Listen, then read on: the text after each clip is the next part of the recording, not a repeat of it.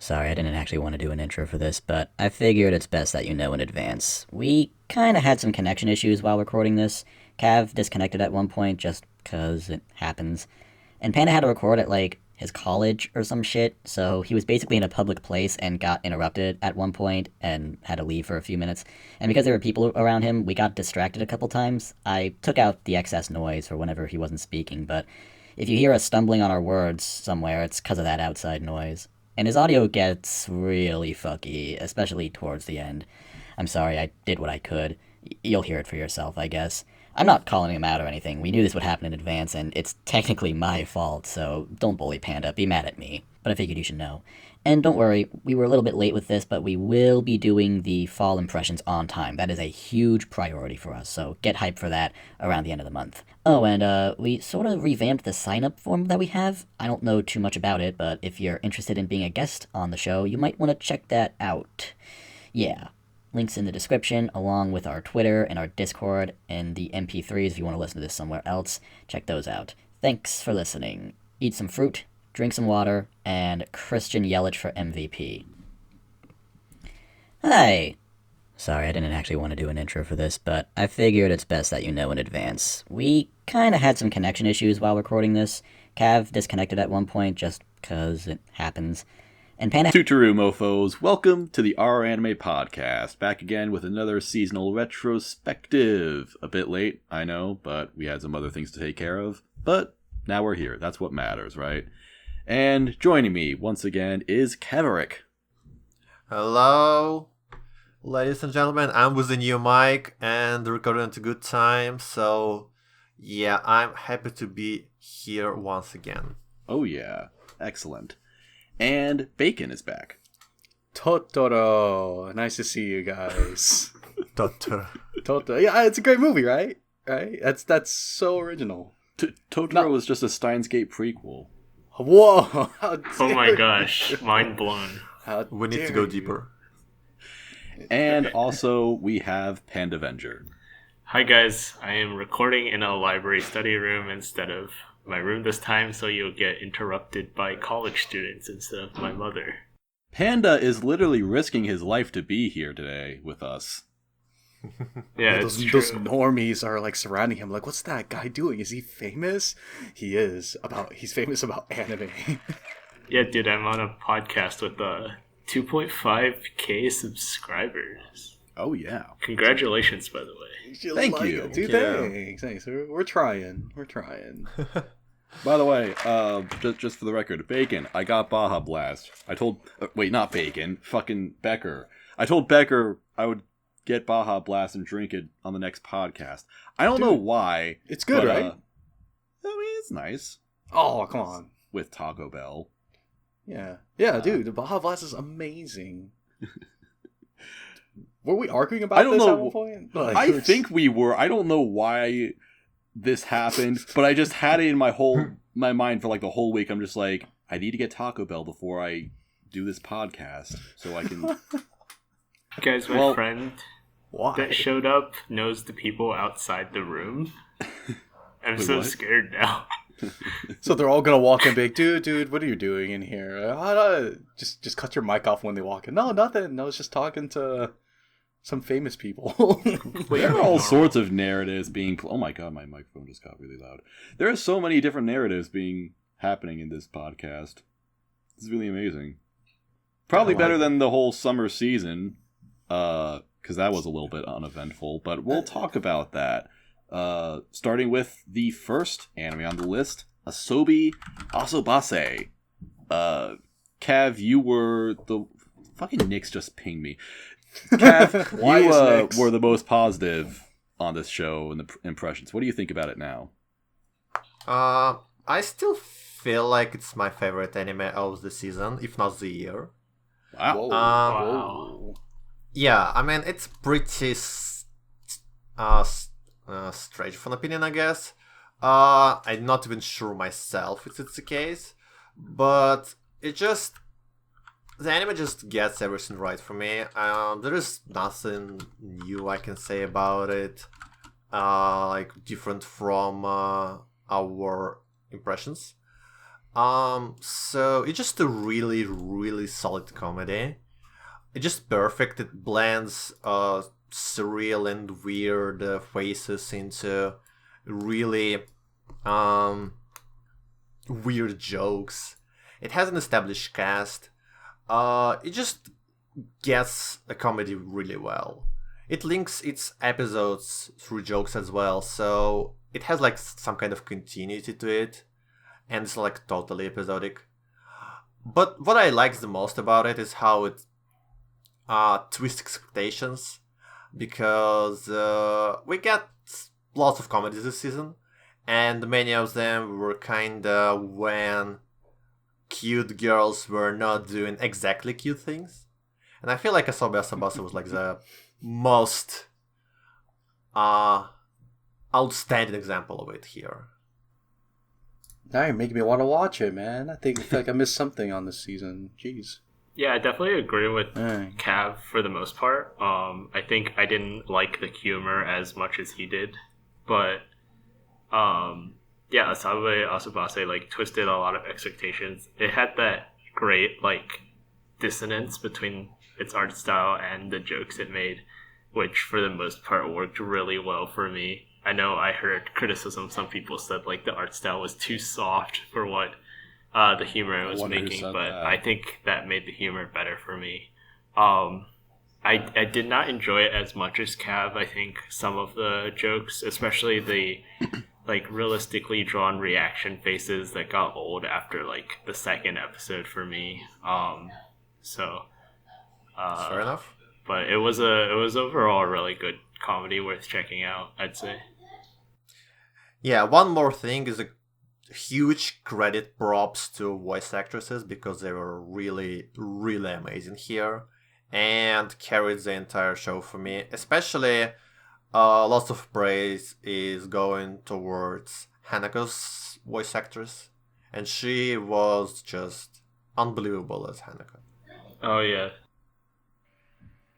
Oh wow, I'm looking at this, and this is like her first main role. And Yep. she did Toji no Miko. Oh, congrats. But no one cares. Dude, Oh, Toji no Miko is... I'm thinking about watching Toji no Miko because it's slightly adjacent to Starlight in terms of genre, and I need more Starlight. don't we all? Yeah, maybe. I'm the negative guy in this. Believe it or not, me, the guy who's usually into like weird comedies, Asobi Asobase was just weirdly not for me. I don't know. It's just too mainstream to like. Exactly. You don't like mainstream shit, I know. Yeah, that's what I've become now. So edgy. I don't.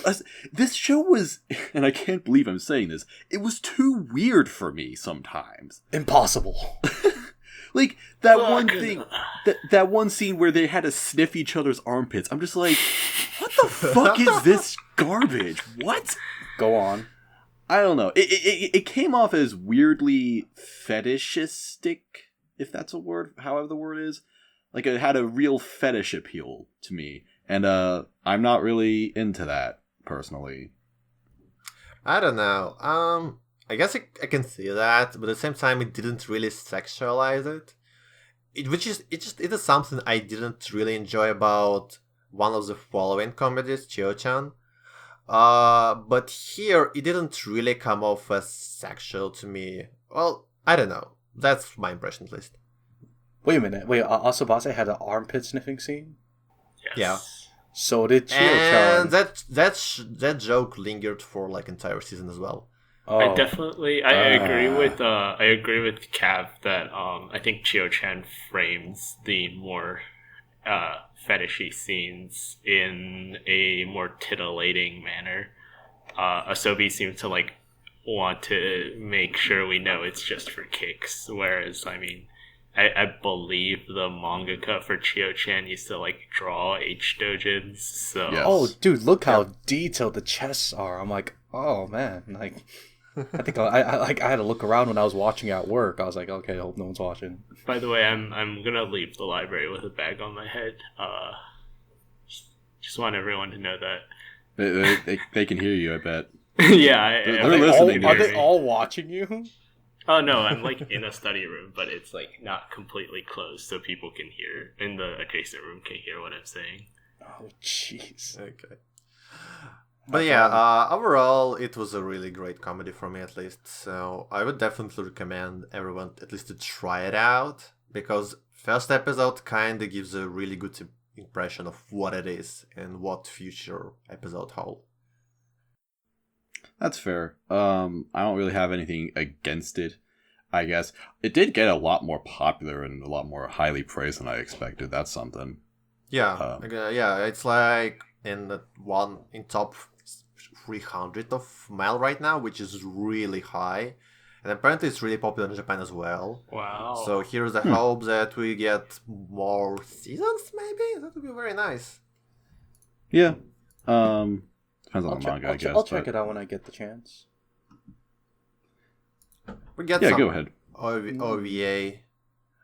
Yeah, I gave the anime 9, which is really high, and it's like Jesus. the only 9 I gave this entire year so far. What'd you give it, Panda? I think I gave it a 7. I actually don't. Do I have it in my Annie list? I've been like not on top of things. Dude, same. I definitely enjoyed it, but like a lot of it wasn't. Way to for me. slack off. Way to slack off on your anime. Dude, I need to update every time I rewatch Starlight on my Annie list. I don't have time for Asobi I just hoped you Asobase. rewatched it exactly 99 times. Oh my gosh, I wish I had the time to do that. I just wish I had time. I don't get I want it. to rewatch Flip Flappers 883 times. That's my life goal. I want to watch Endless 8 times. 8 times. You have to watch Steins Gate 0. 85 fucking centimeters. Wait, that's a spoiler. 1,000. I'm sorry, I shouldn't have said that. Duh, how dare you? Well, not really. Well, this is fucked. All right, moving on. Next show. What did you give it, Becker, Saibou? please save us from... Well, I didn't rate it anything because I dropped it after like 4 episodes or so. Even then, though, I think it was like a 5 or a 6. It wasn't bad. So even if I'm kind of negative on it, I still kind of acknowledge it as like a decent comedy. There were some things that I did like about it a lot. I mostly dropped it just for time. Like I just did a whole video about how I'm just not really into watching seasonal anime as much because I just want to do other things, and there's just lots of shows that I can just really do without, and this was one of them, unfortunately. Yeah, Moz, I caught up to it basically for this podcast. Right. Sadly, that was the case for quite a few anime series. I was like, oh crap, I need to at least have something to say. There was one anime I caught up to for this podcast that I really enjoyed, and I would say it's like in my top 3 for the season now, but we'll keep that a secret until later. We'll get to that later then. Yeah, and exactly. Our next show is Banana Fish, which technically isn't over yet, but since we don't have a whole lot to talk about this season, I figured we'd add it to the list. What did you guys think of Banana Fish? I didn't watch it. Cool. So Bacon. far for me. What did you think about Banana Fish? It's pretty good. Like, it's a pretty strong series so far. Dude, Banana Fish gets the award for the most edgy opening of the year so far. It just reminds me of Linkin Park, like crazy for some reason. You know, just so dark and deep, and oh man, my life's horrible because of all this, but I'm gonna keep fighting with my emotions, and I like. Are those it. the lyrics? I don't know. Well, there's a line in there when it's translated. It just lists off emotions, like even in happiness, sadness. That I'm like, okay, yeah, it's a Linkin Park song. But if I were to sum up Banana Fish so far, I would say this is a 2-core Yuri on Ice, but with more action. So that's the way I see it right now, and I like it. And the more edgy. Yeah, thank you. It's a more edgy Yuri on Ice. Yuri on Edge. Oh, ooh! Born to make banana fish. Bum, bum, bum, bum. I like it. The show's pretty cool so far. I just hope we get more edginess and just more like craziness if they're gonna stick to this whole gangsterism-esque type of plot line. Yeah, I watched the first episode and I couldn't get into it because of all the gay, rapey gangsters. So there's nothing wrong with you if you enjoy that. I couldn't. That's what gang life is about, bro. What up, blah? I'm sure. Show me your butt, blah. What? Oh yeah, I saw Hinamatsuri. That's definitely what happens. What the? I should check out Hinamatsuri then. Ooh. Kev, what'd you think about Banana Fish? I feel like it's a decent show overall. I know many people don't really like it, because of its like edginess, pretentiousness, and like depiction of rape, I guess, as well. To me, it's a decent flick, I would say. It's not really anything outstanding, anything special.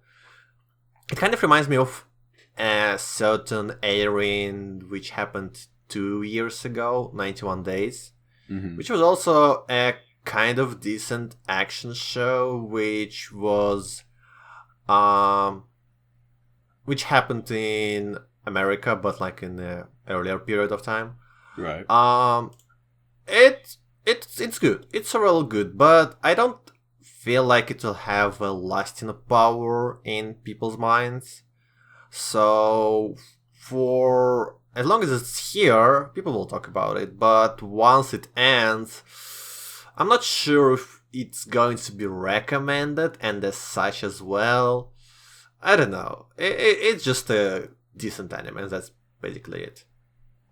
That's kind of my impression of it. I dropped this show as well, also because I just didn't want to put in the time, because I just I felt like it wouldn't have that lasting appeal, like you said. Like I'm just kind of watching this show, and I feel like I would rather just watch Baccano again, because that's also an anime that has this kind of edgy story, and it's in an older time period. It takes place in America. It's got these mafia gangsters and shit like that. But it's also like really fun, and it has this story that's told in this really interesting way. And if you rewatch it again, you can, get another understanding of it or some shit. Banana Fish was really boring to me, honestly. It has a very mysterious plot, but it's not like, it didn't move fast enough for me to really get interested in it. Or rather, I didn't really have a reason to care about it, because these characters were just nothing to me. It was just, they had no personality to me. I feel that. I kind of like Ash overall, but Adri is really a zero character. He is here just to basically hold Ash down to his roots of humanity, I guess, but otherwise he's really nothing. All other characters are pretty cliche as well. Oh, the Japanese teenager that joined on the trip. Okay, understandable. Yeah. I do want to note that Banana Fish is considered a classic in terms of whether it's going to age well or not. It's pretty popular in Japan from what I hear, but Wow, really? Yeah, it was, I think, okay, I'm gonna look this up. It was it like a character poll or something? It is from 80s. Yeah, 1980s. Yeah, it's a very old manga. I should just read the manga then, if they're regarding it that highly. Like, what I want to know from manga readers is it being adapted pretty well? Because we all know how manga readers react to their anime being, adapted. Looking at you, Grand Blue. But it's like it's always like a hit and a miss, or like, oh, we're hyping it up, and then when it doesn't do well, we all know what we're talking about. Yeah, so it's notable for being like a shoujo manga, but like having a huge demographic of fans, not just young girls. So it's famous. I still don't want to watch the anime because it's just not for me, but it is notable. It is something to look at if you like. I'll probably continue. I'll continue on with it. Like, I'm already in too deep right now, just like they are. Yeah, I mean, I understandable. I still just think that there are better options out there. Like, I feel like I could just watch the new Lupin instead, because I haven't seen that yet, and it seems better. But I don't know. Might as well not go over score since it's not over yet. But yeah. Moving on. Next show is Chio-chan no Tsuugakuro, or Chio's School Road. One of the many good comedies this season. This one I actually liked finally. Oh. Yeah. I think that it had a consistent joke that was funny. You know, it managed to keep making Chio's adventures fun because it wasn't it wasn't really just about her going to school. There's just all sorts of shit that happens. There were a bunch of different characters, and it was a lot of fun overall. I thought some of the scenes were great, like the Chio and Manana just fucking around with each other is hilarious to me. And that's true friendship right there. That is legitimately true friendship. Just, I don't know, just playing pranks on each other all the time. They're playing pranks on each other, and then when they get in trouble, they try to throw each other under the bus. Yeah. Like, you bitch! I thought you were my friend. It's like, you're crazy. And they still stay friends afterwards. Yeah. We're still good. And the whole series, I just like how every single event, it just always lingered. Because it feels like this entire show happened in a span of like 3 weeks. Like every day was them going to school, and that was just a different adventure and just strung together. Like we see the gangster at the beginning, and he becomes like an actual like good person, starts working multiple jobs, and like seeing him grow like that, who's like arguably the best character in the show. I was like, hey, good on you, man. But you're trying to hit up a teenage girl. Okay, like you know what? I don't know, man. Like you shouldn't be doing that. But hey, you're trying. Good work. Yeah, I loved it overall. Back to the one last thing I wanted to say about Chio and Manana is that they also have these things that only they would do together. Like, my favorite scene of the whole show was when they did that fucking weird ass cat dance. Yeah. Oh yeah, that was unbelievable. I was like, why is this a thing between you two? Like, I understand handshakes between friends, but when they were doing that, I'm thinking like, okay, who planned this? Who choreographed this? What were you guys doing when you first tried this out? Yeah. And I love the video of the voice actors doing it too. I was like, oh, that's adorable. Oh shit, I haven't seen that. Yeah, that was a great That sounds video. hilarious. It's great. Cav or Panda, what did you guys think of it, if you saw it? I mean, I liked it better than Asobi, which is like the main comparison between for this season, because they're both like kind of absurdist comedies. Mm-hmm. But there was still like parts that were too absurd for me. I think I enjoyed the most the like dynamic between Manana and Chio. But then like when you have the Kabari girl was like funny for the first 2 times she appeared, and then they kind of kept going with the ridiculousness where she like got trained by a crazy perv homeless guy, and I'm just like, this is a bit much for me. Same with like the biker guy. I liked their relationship at first, and like the like hint that he had like a crush on her, and then they like started taking that more seriously. And I know I'm spoiling some of it. But it is a comedy. But like it just like they went a little too far in some of the jokes for me. So again, I still liked it. I actually liked it better than Asobi, but it definitely had some parts I didn't find funny. At one point, the motorcycle guy, he like knew Chio's like route and schedule when she's gonna be there, and I was thinking, okay, you must have. I'm not sure if you studied this or you were spying on her so much that you just got her route like down pat. That's that. At that point, I was like, okay, man, you gotta ease up a bit. You're just a friend. And she pulled you out of the darkness of the gang life. I don't know, man. Like, you gotta. She got him out of the banana fish life. I was gonna say, this is the epilogue to Banana Fish. It's like, oh, what'd you used to do? I sold drugs, but now I have a crush on a teenage girl. Well, you're still breaking the law. I can't tell if you're doing something good or not. I agree with Panda. I think that not every episode is created equally. Not every skit is created equally. Kind of similar to Asobi. I wasn't into the what I would say fetish parts of the show. Like I wasn't a fan of the last episode at all, really, because that whole thing with with all of them running without naked, running naked, going commando. Yeah, going commando. I don't know. It went on for so long that I'm just like,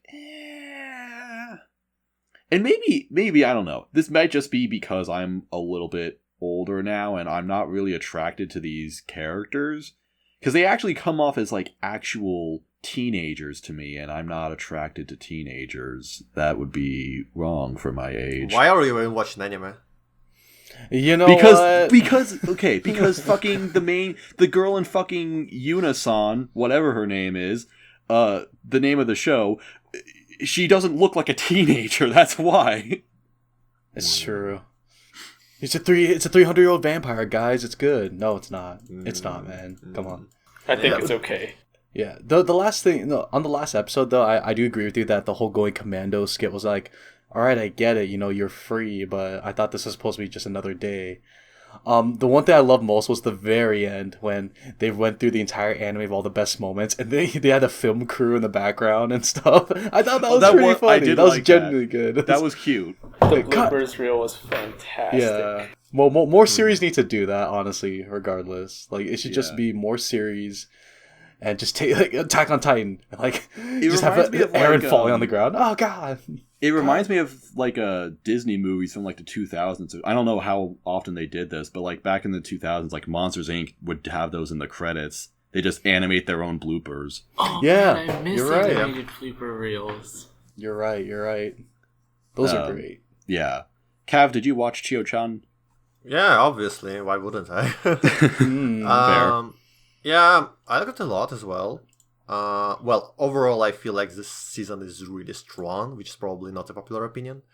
But anyway, I feel like Chio-chan proves a very simple point, which kind of people forget when they think about their anime. It proves that the comedy should be funny. Comedy should be funny above everything else. And not What like a concept! Yeah, it's not like it should be groundbreaking or like weird for the sake of being weird, which is kind of a point of Asobi Asobase, I believe. It's just funny. And it has a really good writing and direction, which I feel like is not appreciated enough. Because that's how is good comedy is created. We will see on the example of Grand Blue where bland direction can ruin a good comedy. But with Chio-chan, a great direction only improved it. And it's just the timing of the jokes, how voice actresses were reacting to everything. Everything made a work. Just the whole comedy worked. Even though it was kind of sus at times, especially with Cavity Girl, it still was funny. And you've also talked about it before, that the relationship between Chio and Manana is just the highlight of the entire show, because their dynamic is just so genuine. Even though it's an absurd comedy, it just feels right. When they just trash talk each other all the time, they could not really sever this bond because they're both below average girls and cannot find anyone else in their life. So they have to stick together. It's kind of funny, but at the same time kind of realistic. Right. Yeah, I liked this anime a lot. It was just really enjoyable and easy watch to me, and yeah, it's funny. It's good. Like they're always trying to bring each other down when when one of them tries to do better. I gave this a 7. What about you guys? I don't even have Mal open. Give me a sec. Sorry, it's my first day back. I gave it 8, but it might be a bit too high. I'm like torn between 7 and 8. That's fair. I actually did think about, at first I was going to give it an 8, but then the last episode was like, yeah, never mind. You gotta stick the landing. Panda? I gave this a high 7. Not enough for an 8 for me. Fair. I gave it an 8. Yeah. Well, look at you. Yeah. I really liked it. The tits were great. Fantastic. I just gotta throw out. I'm like, yeah, I like that. I would say that bacon, but I'm in public. All you gotta do is just say same, Dory. I'll talk for you, man. Yes, same. I got you. Yes. Yeah. Just like tap it in Morse code. Or some shit. Anyway, Cav, do you want to... I don't... Gintama? I mean, with Gintama, there is actually something to talk about now. Okay. So, it ended as of this time yesterday, and it ended on a very interesting note where the studio kind of low-key dropped the anime. What? Because essentially what happened, I will keep this short. Essentially, the mangaka, the gorilla, told everyone that the manga is going to end 4 years ago or so. Yeah, and with that assumption, the studio decided to adapt like remaining chapters and like end at the same time when the manga ends. So like Full Metal Alchemist Brotherhood, kind of like that, you know. However, it never ended. And then it entered the final arc, which hasn't ended as well. So it's literally a joke of, about how this series is never fucking ending. So, kind of, but you see, like, they initially planned to release 50 episodes, like a whole one big season. But instead they released 100 episodes, and it's still not ending. What happened is the gorilla mangaka got sacked from Jump because he's not ending the manga, and he's putting like some Ghetto Jump instead, where he's supposed to end it now. And in the final episode of this season of Gintama, they kind of in Gintama fashion apologized, like breaking the fourth wall obviously, apologized to everyone that they let everyone down and that it's not ending, and that they tried their best to and keep on animating it, but it's just never ending. So yeah, I don't know. They still might come back to it and animate like the actual ending, but the hopes are not there, at least for me. And we don't even know if it's going to end or not at this point. He just keeps on promising that it will end, but it's not ending. So yeah. It's making too much money, you know? This is the best troll I've ever seen. Yeah, I don't know. I'm just like, when I was watching this episode, I like, couldn't believe like it's really like that. Yeah, it's a tough time to be a Gintama fan at this point. It's just too much Gintama now. Yeah. Well, maybe. We'll see what happens next, I guess. Hey, if I can get through all of One Piece, I can get through Gintama, so keep it coming. Maybe when it finally ends, I'll take a month out of my year to binge it. Same. Alright, well, Maybe? Next on the list is another big comedy of the whole season, Grand Blue. I totally butchered that opening, but Grand Blue, just like how they butchered this adaptation. Hey. Even though I actually like this a lot. Well, I didn't finish it because I already knew it was going to happen, but with okay, Grand Blue, it's just so different seeing it in anime form than reading it in the manga, and I'm not one to compare the two because who cares what I'm talking about. All I can say is I do. I care. Okay. Oh, that's fine. Thank you, man. I needed that.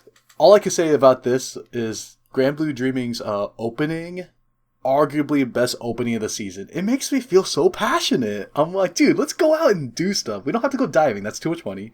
Let's go out with friends and do stuff. Every time I watch the opening, I'm like, damn, this is great. This is why I watch anime. It makes me feel good, even though I'm just sitting here naked at my computer. You know what I mean? Good. It's good. It's good that I'm naked. I'm glad I can make you guys happy. That's a yes. Grand Blue, I personally like to distance this from the manga because I just think that living up to the hype that the manga set was impossible. It just wasn't going to happen. And I think whose fault is that? Yeah, there you go. And I think on its own, this anime is good. Like, it still has the jokes. It still lands them pretty well. I will say, this anime is ugly. That's just... It's unfortunate. It's just truth. Harsh truth. I feel Azusa's hair, it was a little too fluffy. It didn't have that luscious, like, look that she just got out of the shower kind of hair. You know what I mean? Damn. I take hair design very seriously. They Yeah, didn't the even characters- have budget to buy her good shampoo, man. This is just a shame. It's gotta look like that L'Oreal garbage you see on TV, man. That's what her hair was like in the manga. It looks like they gave Yeah. more detail to Chisa's hair than to Azusa's. And Azusa's arguably best girl compared to Chisa. It's really toss up right there. But Incorrect. go on. That's incorrect. Yeah. Wait a minute. You're a Keiki supporter, aren't you? Yes. Blasphemy! What I are you am gonna do too. about it, motherfucker? Get out! Get out of here now! This is my podcast. As someone who has not read any of the manga and only watched one episode, I cannot follow any of the prior conversation. Fine, that's okay. You don't need to be in this. This isn't worth fighting for. My impression from the one episode, though, was, I think, kind of your general consensus on it, that it felt like, and this is from someone who hasn't read the manga, so I could be wrong, but it felt like it was just adapting the manga panel for panel, and there wasn't any creative directing to give an extra oomph to the comedy. So it felt You're like absolutely correct. Yeah. it felt like a summary of the manga that made me want to read the manga and never touch the anime again. It's Okay. more I or can less kind of correct. see Yeah. that, I think. Yeah. I don't know. I'm a fan of the manga, obviously, and I don't know. Again, I kind of agree with Moss here that on its sound, the anime isn't bad, but I don't see any reason to watch it over reading the manga. Because everything we've got from Grand Blue is just pretty much better in the manga format. The voice acting didn't improve it. The direction was bland, and the timing of many jokes was just not up here. It was just straight up ruined many times. So yeah, I don't know. I just really recommend checking out the source because I believe it's like the most hilarious manga currently being published. Oh, it's some really good genuine moments too. It's not this all like comedy. Like there's some moments where it makes you really Yeah. appreciate it. Yeah, the anime kind of skipped over them as well, and many more of them are coming beyond the point where the adaptation stopped. So yeah, I don't know. I'd really encourage everyone to give the manga a shot, but when it comes to the anime, yeah, I'm not so sure. I mean, my argument with that is that you would have to read a manga instead of watch an anime.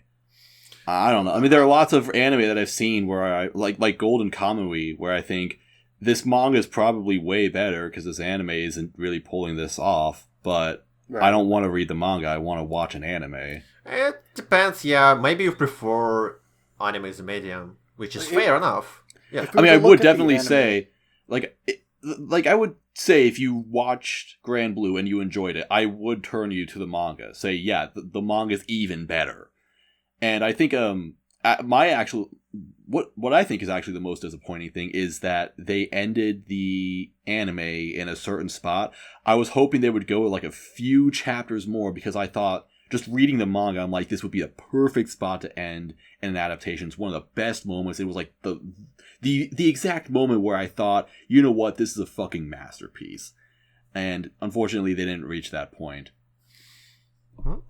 Yeah. It's I guess that's true. it's another comedy anime, and it's like, if you're into this sort of thing, like I appreciate it mostly because we're not in a setting of schoolgirls. We're in college, and we're amongst adults that act like children. So it's something different than what we usually get. Because come on, the first two comedy series we talked about was high school girls. So let's change up and put guys who are naked all the time. I could resonate with that.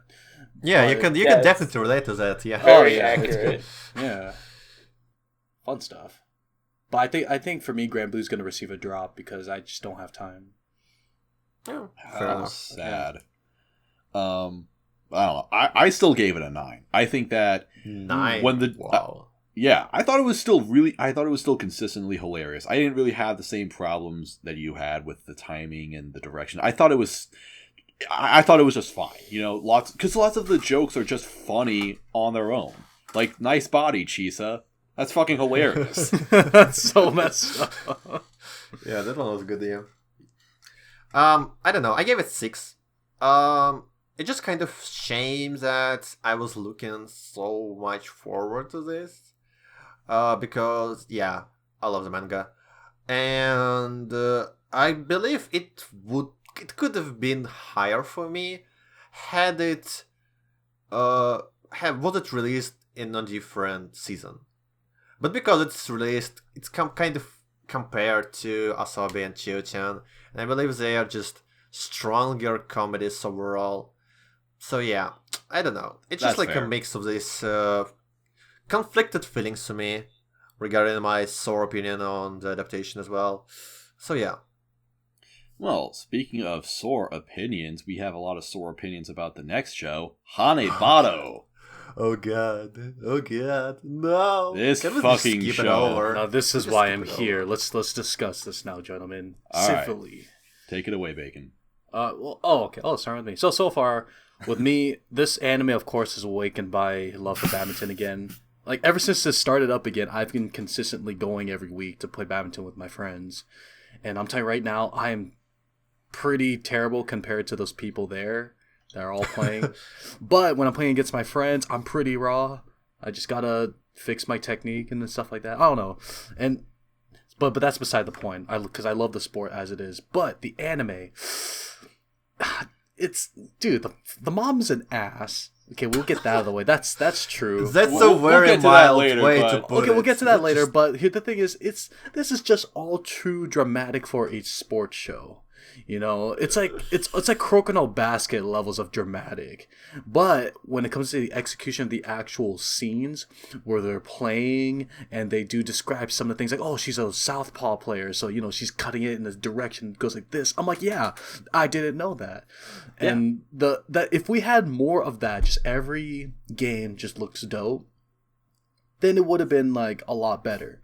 But Hanebado, like, even like the ending was a little like, it was too soft for me. I was like, yeah, whatever. And yeah, the drama, I wasn't feeling the story. I just wanted more playing and more of those nice saves and nice kill and one touch like scenes where you're just like, clench my ass. Yeah, Yeah, love it. yeah. You know, it's I'm like- it's an incomplete sports series to me, in my opinion. I'm like 1-to-1 with you on this. I also think that, you know, the drama sucked, but the badminton playing was super hype. I know. Like, they really sell you on this show, and not just, it doesn't just look cool, but it's also easy to follow. Exactly. You know, yeah. I wasn't lost. I could understand the techniques they were using, the strategies and all, even though I'm not really familiar with this sport. In fact, I was talking shit on this sport earlier. Yeah. And 1v1 This show, me, like- bro. Let's go. yeah, it kind of won me over. This is like the kind of show, like, it's presented well enough where I'm just like, you know what? I can see why people are into this now. This is kind of cool. So they made you love badminton. Nice. Well, not as much as the characters in this show. I didn't go out and buy a badminton racket or anything. I'm just saying I did. I get it. My family Dude. owns badminton rackets. I don't need to buy anymore. Dude, I want to play it one day, man. It'll be fun. As long as you don't like go dead-eyed and like try to kill me. Yeah. Dude, oh no, I can't. No matter how hard I smash it, the returns are killing me. I think I'm more of a defensive player because I could hairpin so close to the net. But that's beside the point. Okay, the one thing about Hanebado though that I actually did like, for some reason, I was enjoying the character designs for some reason. They Like, are nice. Yeah, I like Nagisa's look. Like she's got the short bob cut hair kind of going. I like that. Yeah, And she's then- a tomboy. And she's tomboy, and I don't mind that, you know. And she's got like thick legs, and I'm like, I'm about that. And then even like the girl with the glasses, her best friend, Yeah. who's like Rico? supporting. Yeah. Oh, Rico, yeah, she's great. She's great. But overall, it's there wasn't really anything else. There wasn't any other redeeming qualities. I don't remember any dope music. The opening is pretty, you know, it's pretty lackluster. Whoa! I like the hang opening. on. The opening's fucking nut, dude. No, okay. The song's great, but they just no Love repeated Live. they repeated the cuts twice, and I'm like, you can't. No, they do didn't. That. Yeah, they no, did. They did not repeat them. They did not. Okay.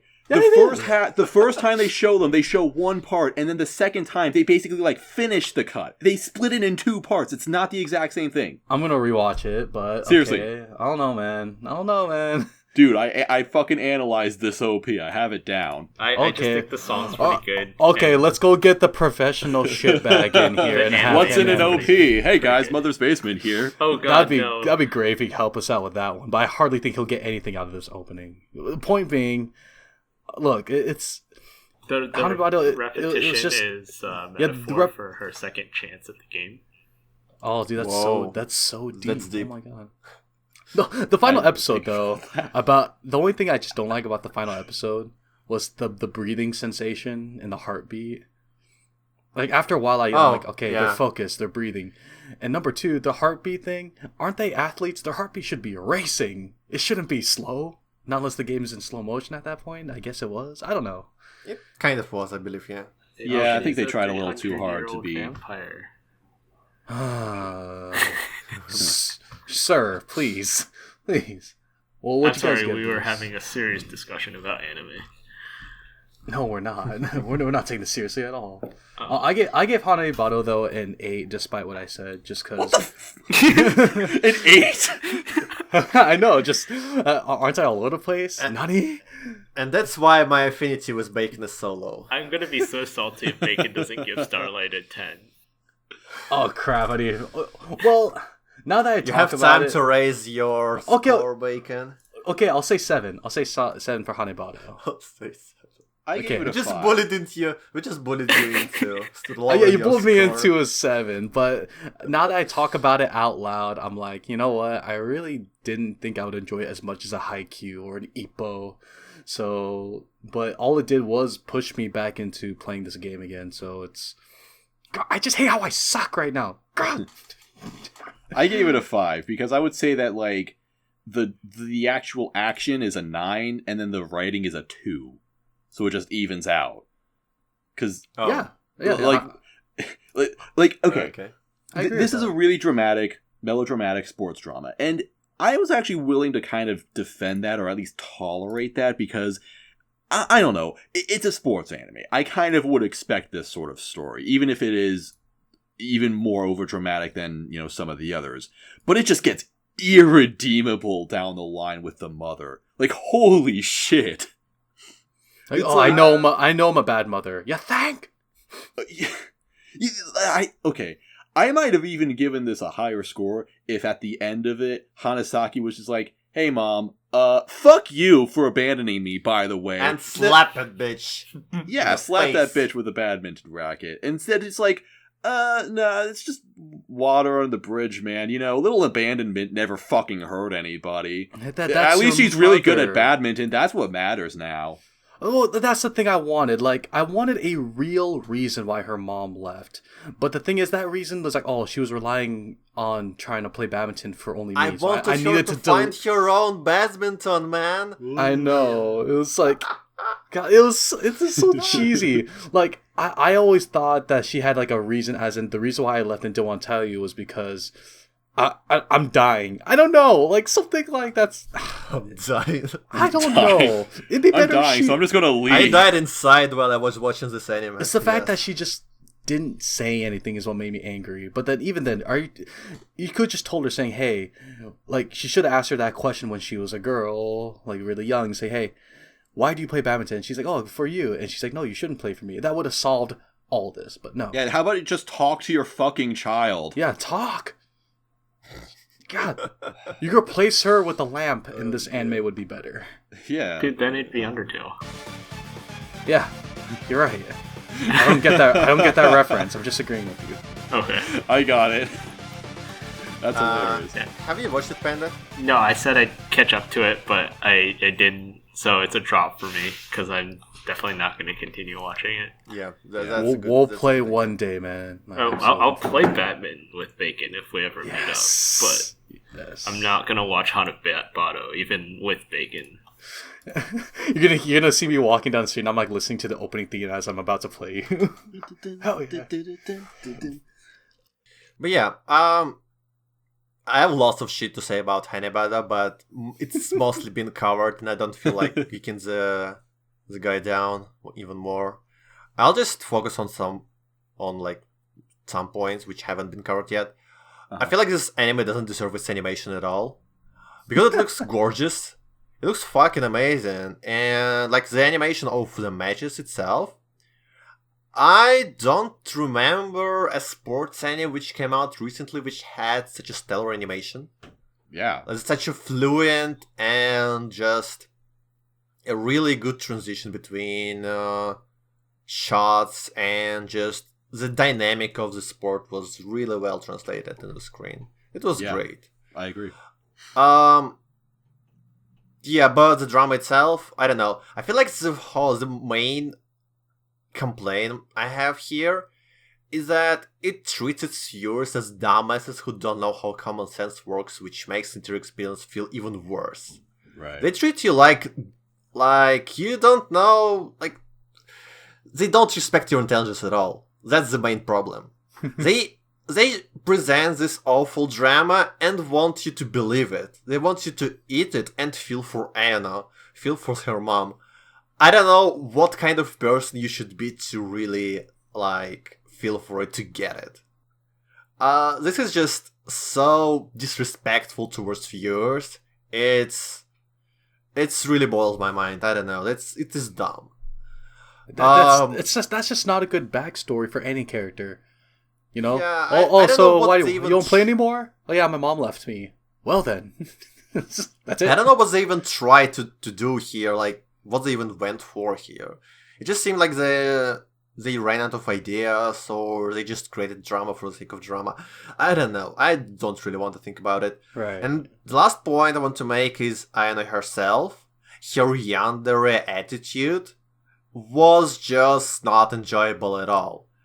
Nothing. Oh no, I liked it.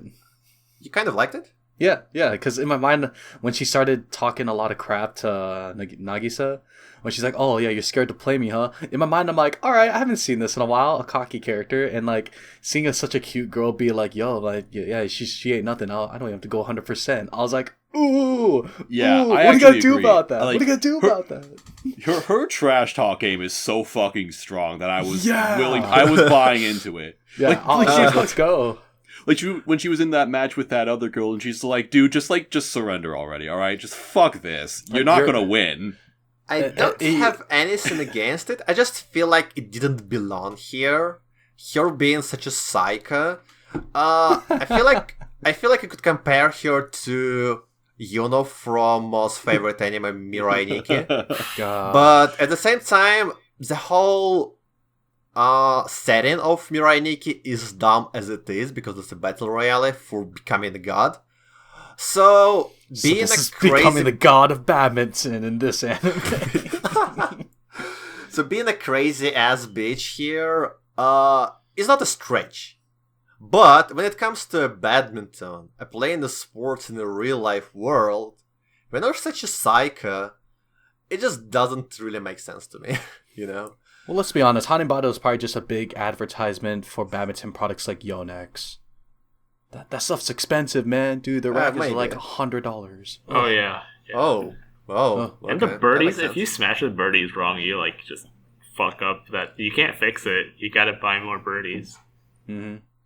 Also, I loved my ass off on this completely irrelevant side characters, which they kind of wanted to push.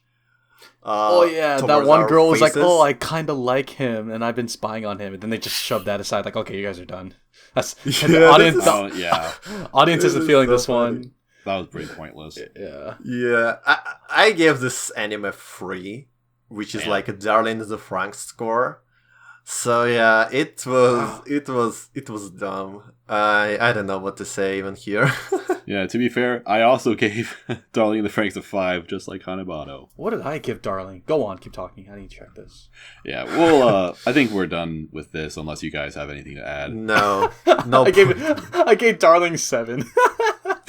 Jeez. This fucking guy. It's just because it was so funny. Hanebado is literally Darling of the Franxx of our generation. Yeah, it's literally the Darling of the Franxx of sports anime. It's the fucking Stop. Oh man. Stop. I'm waiting for this entire podcast. All right, let's move on, please. Speaking of, all right, next show, my favorite of the whole season, Happy Sugar Life. My man.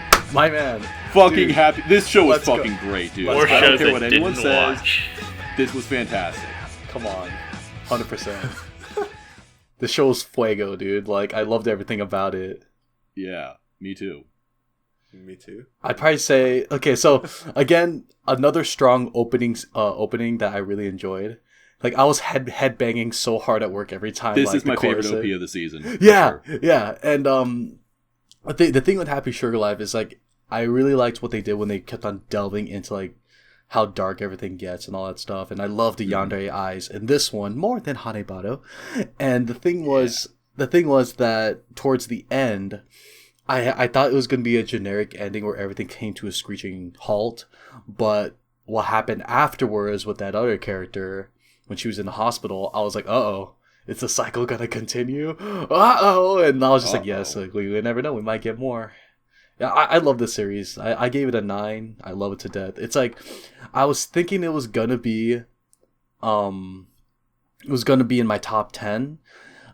I may need to relook at my top 10 as a whole, but I'm thinking it's like number 11. Like, it's like the Manu Ginobili. It's the 6th man off the bench. Like, you're next in line. You're great. You're awesome. You know, love it.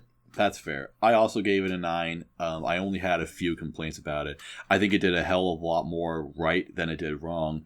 And it really is a fascinating show in a lot of ways, because like we kind of thought that going into this was going to be some sort of edgelord show this season, and in a way it is, but at the same time it's kind of smart with itself, I want to say. Like, we kind of pointed out in the first episode how Yuno was like beating this person down verbally, but she was also like really calm about it, and it's like she's. Yeah, I'm not correcting. He said but go on. I know he's not. I mean, okay, look, this girl, she has pink hair, and in the 11th episode, she tied her hair back, but she still kind of kept her side bangs. She literally had the same hair as Gasa Yuna in the episode. I'm not even... I'll post a fucking screen. I'm not going crazy here. I feel you, man. But it's interesting because she was, like, in control of her emotions, and I actually think that there is a recurring theme within this whole anime about control, being in control of yourself and other people, because you kind of see the main character, she's in control of herself, even if she kind of needs someone else to feed off of that. But then you also get that blonde guy who just goes completely out of control. And you also have the main character, she's controlling someone else. And there's just a lot of people controlling people in here. And it's just, it's really smart in a lot of ways, especially in, or even in how there are lots of problems with the setup, I'd say.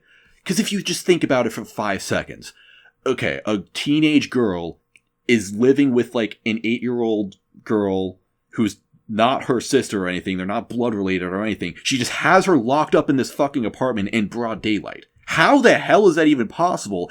But the show actually kind of addresses this later on. It not only shows how they got to this point, but also that, yeah, this is an unsustainable life that they're living, and it's slowly breaking down. And like as the show goes on, like this castle that they're living in is crumbling, and the main character is going more and more out of control as that life becomes more difficult to live and things like that. That's what I love most about it. Like, she's trying so hard to like preserve everything, but every single small misstep that like she ended up doing ended up costing her. Like, of course, spoilers on the way, because I have to address the episode. Mm-hmm. So like the setup was like, they're having too much fun, thinking they're on top of the world, and then they step outside, and I knew right away, like, someone's gonna see you. And then and then that one girl, the arguably just the most innocent girl in the whole show, who just the only normal character, and she just happened to be at the wrong place at the wrong time, or in her mind, right place at the right time, and snapped a picture and sent out proof of where Shio was. And so that entire ending sequence, when they just like force the credits through, what they're going to be arguing about.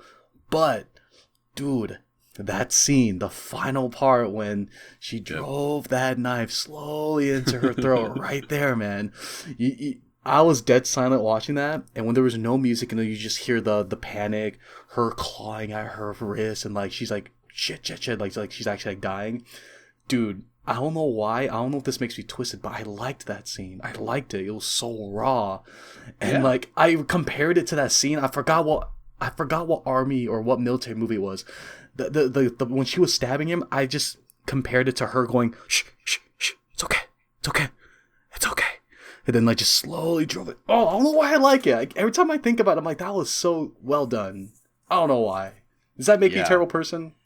No, I just think that this show is presented really well. Yeah. Legitimately. I think that it actually works really well on its own as a psychological anime because of all of the different visual tricks that they do. I genuinely, like, episode 8 was the episode where they explore basically how they got to this apartment. And the first half of the episode, it's a squiggly line, right? Like, yes. Yeah, we don't know who this guy is, but like we're like in his perspective. Yeah, it's the first person view from the perspective of the resident of the apartment. The person who had the apartment before Sato and Shio moved in. He just happened to be in the middle of all this too, you know? Yeah, and the way that they present, it's a first person view, and this guy doesn't have any dialogue. All the moments when he's supposed to speak are just replaced by this screen of this black and white kind of staticky line. So he's not talking, but you still understand everything that's going on. And as the scene just kind of goes on, there's no music, but it also gets more tense as, you know, it just goes, it's just such a great scene. I thought it was absolutely genius. Like, what is this? What is this? And there's just so many different things that they do to, you know, to set the tone and the mood and the emotions of all these characters. It really is a really well-directed anime. And I think that's what separates it from being... I think that's what separates it from being just a whatever edge show to actually something that's really good. So... Right, yeah. Yeah. And, this is like the underdog of the season, because I was shocked how little people were talking about this series. Hang on. All right. What the fuck were we talking about? I was just saying how like Happy Sugar Life to me is the most underrated this season, because I was shocked at how little people were talking about this. Or maybe people just hated it because they didn't like what was going on and it just delved into those really dark things, and that's fine. That's fine. I just think, I don't know, a lot of people just didn't get it, maybe. Right. I don't know. Some people just thought it was just plain boring, and I'm just like, well, I can't really argue with that if you just thought it was boring. I don't know. Maybe it's just too niche of a show that happens, but this isn't me on my usual shit of just like, no, guys, it's like... It's actually good. I really genuinely think this was a great anime. Yeah. On its own, just with the way it was presented, with the way it was written and all. It was fantastic, and I loved it a lot. So I gave it a 9. What'd you give it? Also a 9. Ah, my man. Okay. My only complaints is that I think that there were some scenes that went a little bit too far, like that one scene with Sato's aunt when she was seducing the police officer. Like, on one hand, I'm thinking, damn. nice. On the other hand, I'm just like, okay, if this took place in America, she would have been shot like 40 times in 2 seconds. So, not very realistic. Yeah. And also, they didn't do anything with that teacher guy. I thought he was going to be more involved at some point in the whole plot of, damn it, everyone's trying to ruin my castle, and then he just happens to be another thorn in her side, but he just cowered, and then it was just funny at the end when I saw him, like, he just got arrested. Like it just out of nowhere, like you're connected to, what? No! Oh, honey, it's not what you think. But I hope there's more of this, because what happened with Chio and how her mind was so rattled by this entire thing. You never know, like maybe the madness of Sato's gonna continue through Shio. So I'm just like, dude, could you picture Shio holding a knife? Happy Sugar Afterlife. Ooh, After Story. Wait, wrong anime. Oh no. No! I just got done watching the stabbing scene again. I don't know what this makes me. Like, I don't know, it's so good. Yeah, it was really great. So everyone watch Happy Sugar Life, please. Yeah. Highly recommended. And don't dislike it. Don't say anything I would disagree with. Next show on the list is Hataraku Saibou, or Cells at Work. Yay, biology. Yeah. Cav, what do you think about this? You've been I quiet. think it was. I don't know. I feel like it was good. I left kind of lukewarm opinion on it in impressions. Because I felt like it would be the same thing all over again. Because it felt like just the Monster Week formula was taken slowly over the anime and made it kind of dull. But in the second half, it kind of got better because the episodes got more varied. Because it had some kind of slice of life episodes which were peaceful, and the final stage was also quite powerful.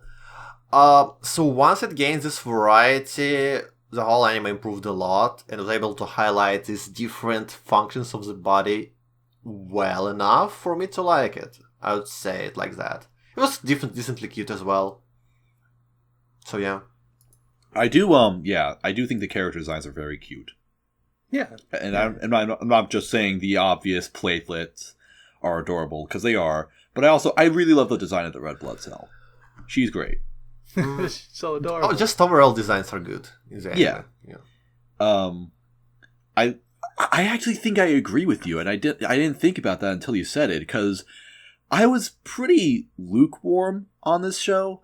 I was kind of thinking about, I only really completed it for the sake of completing it. I think maybe if it came out right now, where I'm a lot more jaded about seasonal anime, I would have probably just left it at episode 1 or 2 and just said, I got what I saw, or I got what I needed from this show. It is just it's just an anime about cells, just humanoid things.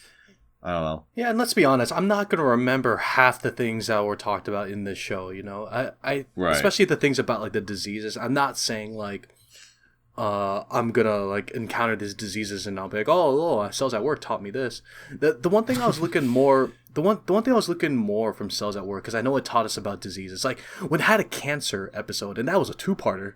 Like, when it was talking about cancer, and I was like, oh, I thought cancer only came from League of Legends. But it was cool. It was cool that I learned about that. But at the same time, I just thought it was kind of weird that they try to make me feel sorry for a cancer cell. Because I was on the side that I was didn't like, work at all. I was like, no, you're cancer. Get out. No. Why was You're I literally made? cancer. Yeah, you're literally cancer. But I wish Cells at Work focused a lot more on normal things to help teach the viewers how to take care of themselves. Because they talked about, like, how allergies were affecting you, and I thought that was a great episode because your body's just doing what it's told to do. That's why you feel this way, but it has a good reason for doing these. But then when you get to things like cancer and the blood hemorrhaging and the what was another, like, disease that the dehydration, the heat stroke, when it got to stuff like that, I'm like, yeah, it's good to know this, but how often do I encounter such things? I wish it talked more about things like why we get sore after working out, or how does our body process energy and what kind of foods we should eat during times of when we're sick, or how to stay healthy, that kind of thing, to where it's more, it affects more people who are just living their daily lives, just like how these cells are living their daily lives. But I understand, like, the appeal of this whole thing, it's just for PhD doctors to have their own anime to talk about as well. That's fair. Mm-hmm. I don't know if I'd really share that complaint, but I totally understand what you're saying. Yeah, I believe it's just kind of harder to write an episode which focuses on everyday life than the one with a clear conflict, like, inside. Mm-hmm. And the anime kind of went for that route too many times. But when I just kind of repeat myself here. When it went for these peaceful episodes, it was better, especially this, like, kind of flashback episodes as well. Yeah.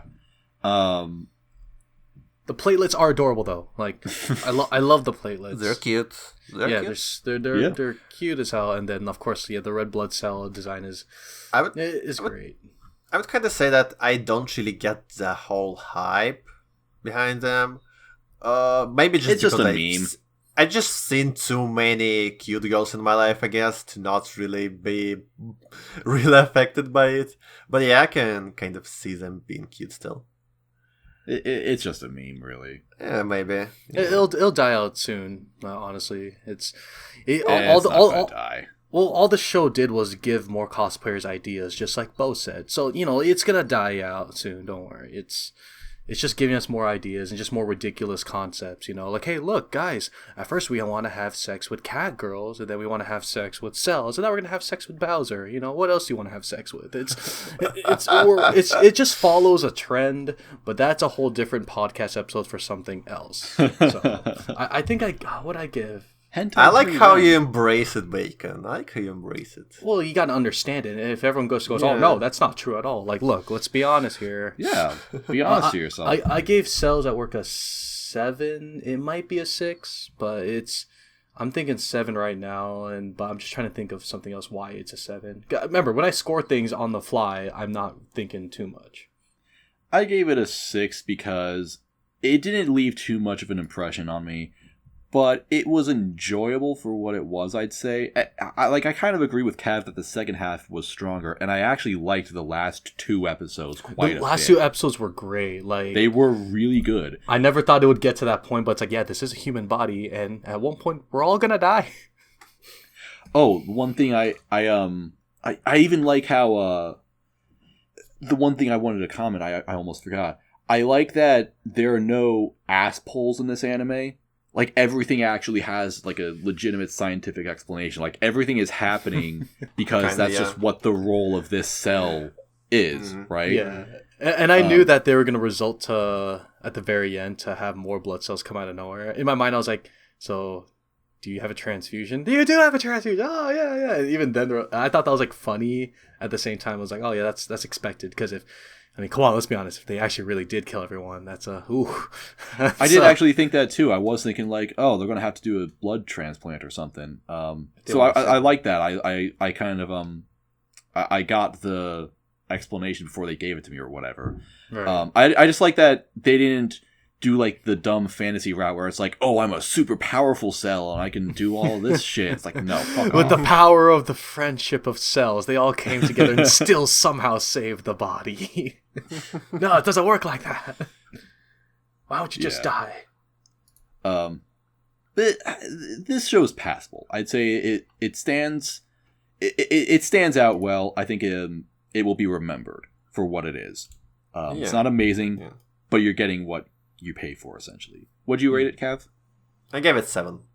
Okay, that's fair. Next show on the list. None of you guys watched High Score Girl, right? No, I watched it. I watched it. Oh, you did? Yeah. Okay. What'd you think about it? I watched it when the season ended, because it got really rave reviews and people were hyped about it. This kind of came out of nowhere. Apparently the manga is really popular, and both in Japan and like on the West as well. So I decided to give it a go. So the main obstacle here is that it looks kind of bad because it's kind of CGI and not like a 3D CGI, it's 2D. So it looks kind of ass, to be honest. But at the same time, I've seen some panels from the manga and it looks ass as well, so it kind of, inherits this problem. Otherwise, it kind of looks like the style of the Sanzigen anime, like Babuki Baranki, but just not done as well. Maybe. You probably, yeah. Yeah. But once you get over this kind of issue, if you can pass through this, pass this kind of awkward character designs, it's probably the best romance I've seen in years. It's amazing. It's really amazing. It's great. I kind of want to write to gush so much about it, how I like it, just how it gets everything done right. Oh shit, Panda's back. Hang on. I think he's. Oh, okay. Hi, Panda. Hey, Panda. Welcome. I'm in, a slightly public study lounge. If it doesn't work, I will just have to leave early, I guess. But the revenue talk. The revenue talk. No. I know, But yeah. right? The universe is conspiring against me. You didn't miss much. We're on a high score, girl. What were you saying, Kat? Yeah. But yeah, I feel like just it's a really well written show. It kind of shows in the manga as well, I believe. It just doesn't really waste any time going for punches. So I feel like many romances' problems is they kind of dance around this kind of status quo where characters do not really understand each other, they understand themselves, understand what they want to do, and it kind of creates all these misunderstandings all over again, and that's how many rom-coms go. That's kind of why Tsukigaki was a hit last year, because it really got to the point fast enough and ended on a good spot. And it was an original anime too. Many manga just kind of dwell around for as long as it sells. Right. Gintama, by the way. High Score Girl, however, doesn't really have it. It really goes forward and forward and forward. So they kind of start as 11 years old kids, like they study in junior school, but by the time the anime ends, they are already in high school. The anime got several time skips, which were incorporated really well, and just by the usage of them, they highlighted the character growth. And not only how they grew well as kids, I guess, kind of they become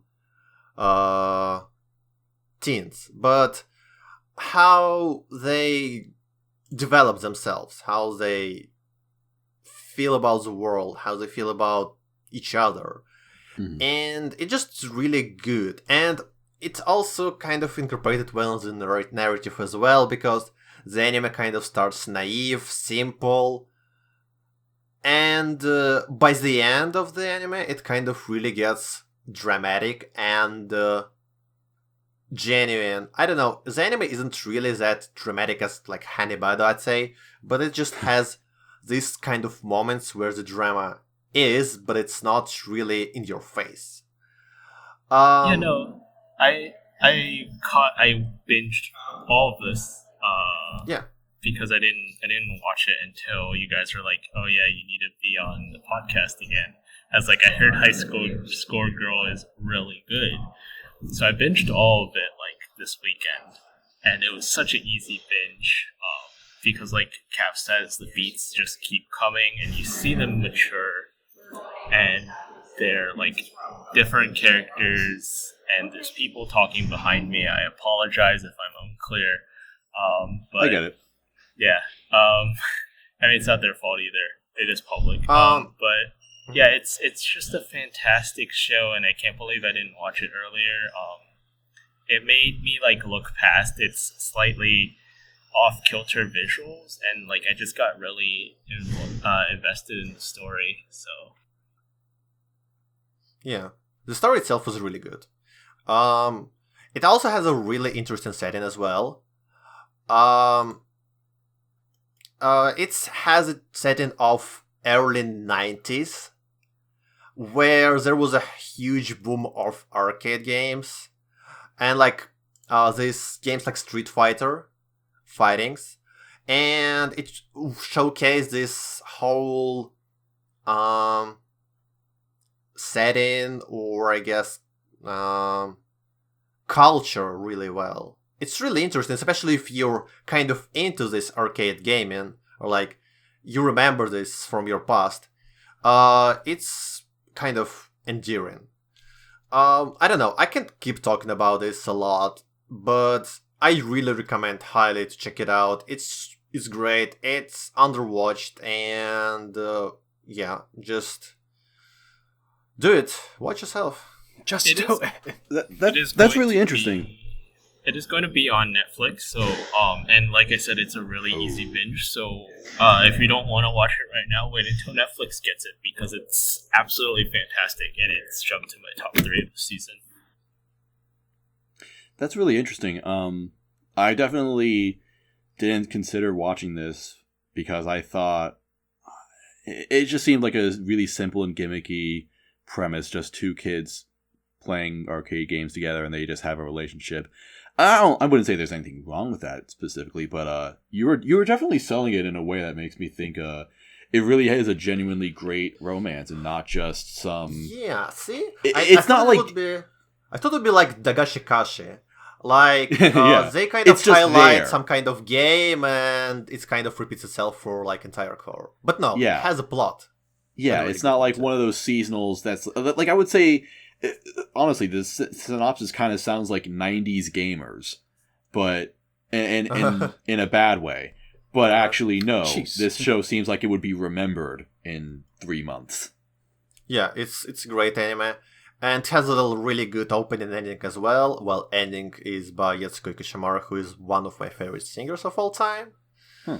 So that's it. And Koharu Hidaka is the girl I liked a whole lot. She's the best girl of the season for me by far. I feel so bad for Hidaka because like it's called High Score Girl. You see like the 2 mains on the cover, and every time she tries so hard, and I feel so bad for her. The show had like, I think this is the first time where I've wanted to cheer for both of the girls equally because they're just both fantastic characters. Yeah, they're both great. On and Hidaka, they're really good. And the main character as well, Yaguchi, is an interesting and dynamic protagonist. The protagonist isn't a boring harem. Well, it's not a harem, but he's not a boring male protagonist. Did someone say harem? I'm just kidding. He has so much character to him. Yeah, but overall, I really recommend this anime. And if you just really like romance, it's just one of the best in years, I would say. What would you rate it, or what did you? I gave it 8, but it's like really close to 9. Fair. Yeah, I think I'm Panda? gonna give it a low 9.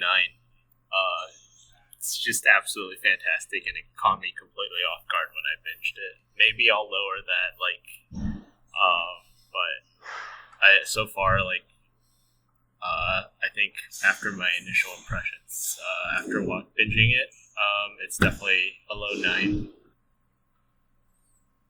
All right. Interesting. That's cool. Interesting. Then, moving on, the next show is Jashin-chan Dropkick. I don't think any of you guys watched it. I checked it out. I know after you your pitched it to me, recommendation. and I'm sorry. Like, I just don't have time. That's fine. I ended up soft dropping it. I don't really mind. I get it. I'll kind of make this quick because I thought Jashin-chan Dropkick was pretty consistent. I liked it from episode 1, and again, it's like every other comedy. Not every episode is created equally, but I think every episode still had fun bits. There wasn't a single episode where I'm just like, oh man, this week's Dropkick kind of sucked. It's just a nice, fun, violent slapstick that I think, if you're into slapstick, I think this one would be, it's just a good one. It's just a good entry in that category, right? Especially because it's so violent and so, over the top, where Jashin-chan is getting brutally murdered every single day. And I just think it's funny because she's just such an irredeemable piece of shit. Like, she's such an asshole to everybody. And the main character, Yurine, just kind of hates her, but at the same time just has her around. And there was even one moment where there was some really obsessed police officer who just loved Jashin so much that she wanted to take her home with her, and she's like, "Hey, can I please keep her?" And Yurina's like, "Yeah, go ahead." But then after thinking about it, she's like, "Wait, hang on. What? if she's not around, then who's gonna cook for me? Fuck." And that's their friendship there. It's nice. It's fun. It's gimmicky. It's kind of stupid, but it's just a fun show to watch every now and then. I don't know if I would have liked it if I didn't watch it as it was airing, because this definitely isn't the kind of show you should binge. It's just something you turn on whenever you're bored or something, whenever you want something else, something like that. But I think it was just nice, and it's one of the best animated shows of the whole season for some reason. I don't know why this show looks as good as it does, but I thought the character designs were super, super strong, and the animation was consistently great. Even if sometimes, that's because they did the chibi thing, or they made slightly deformed versions of the characters so that they were more simple. It was just nice to look at, and it was fun to watch. And that's I love the character designs for this show. Again, I soft dropped it, but oh my god, the character designs are so good. Medusa is adorable, and so is Minos, and then also they're all adorable, honestly. They are, yeah. Seriously, some of my favorite character designs of the whole. That's why I was so excited for this anime coming out, because I just love the aesthetic of Yurine so much, and everyone has these really fun, colorful outfits and shit, and it's nice. So that's nice. I gave it an 8.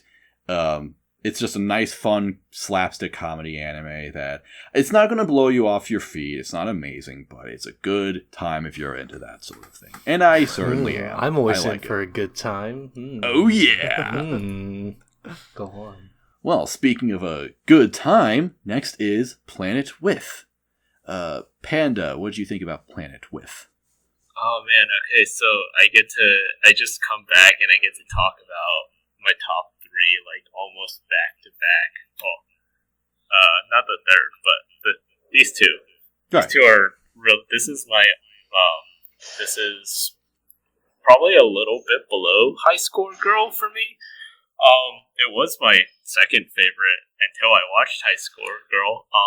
But this was so good. I don't really know how to describe it without spoiling it, but again, it does the same thing where it keeps going on in its plot beats, and when you think it's stagnating, it's just gonna hit you with another development, and they all come really naturally to how the show works. And the show itself is ridiculous, so it's weird. It's kind of incredible how well all these, how each episode comes after the other. The only thing I didn't like about it was that because of the nature of the fact the show has a lead, I liked early on how some of the morality of the characters were ambiguous, and by the end it had kind of been solved. So that was my only issue with it. Yeah, that makes sense. Cav, did you watch it? Yeah, I just was this good high score girl. I've binged it after it ended because I've seen some really good things about it. And it's kind of weird. I kind of split it into 2 halves. I watched first 6 episodes on one day, and the following 6 episodes on the other day. And it's a good way to watch by the first day, it kind of was weird. I didn't really see the point of it, and it was just really all over the place, I would say, and I didn't really get what it was going for.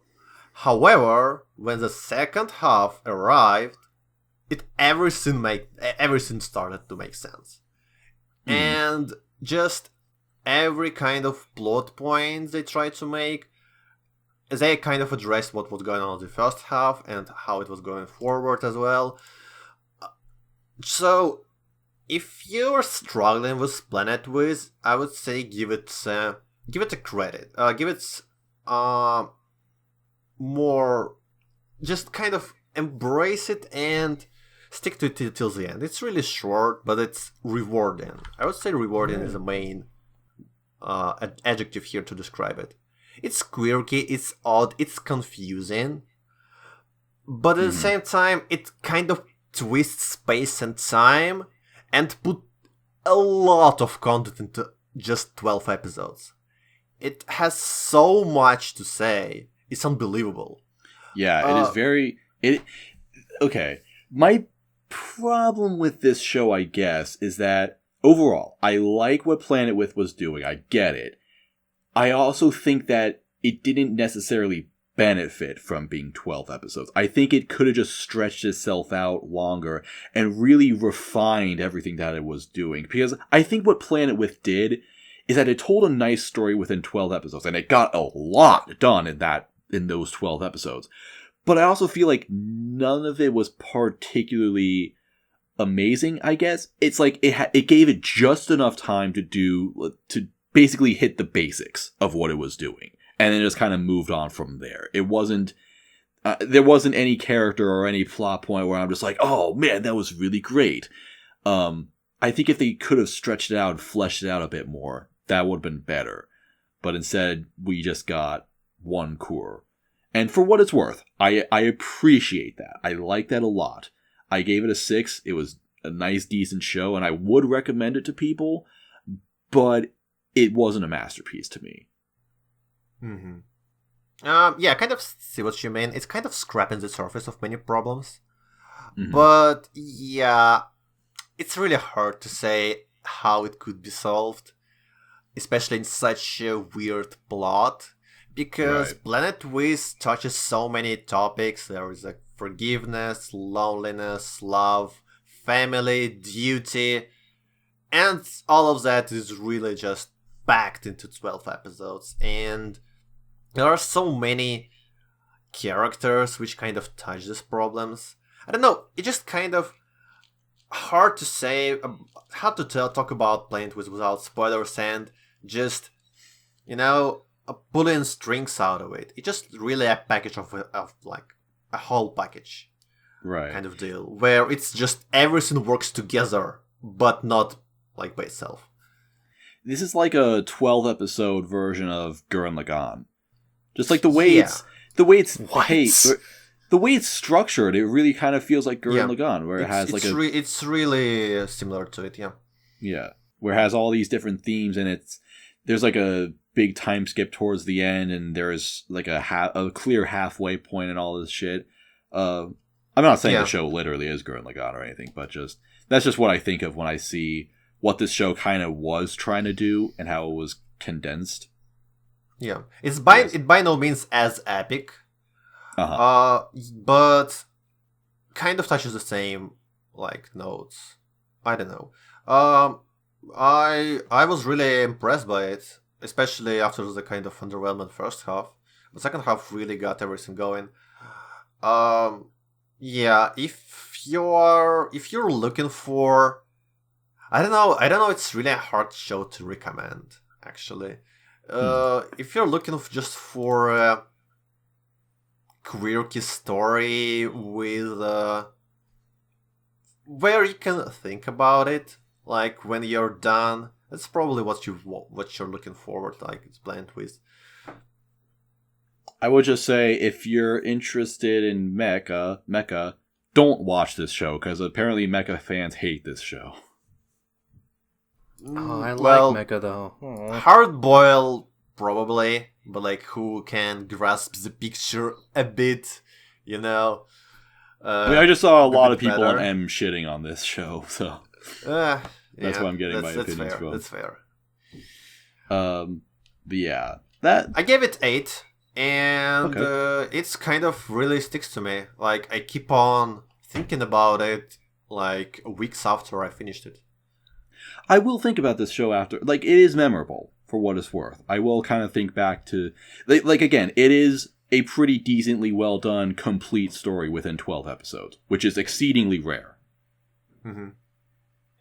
I think after a season with Darling in the Franxx, I found this show to be, like, really refreshing as a mecha show. Oh, yeah, It does stand out for me in that regard, at least. And, I mean, I really liked it, so.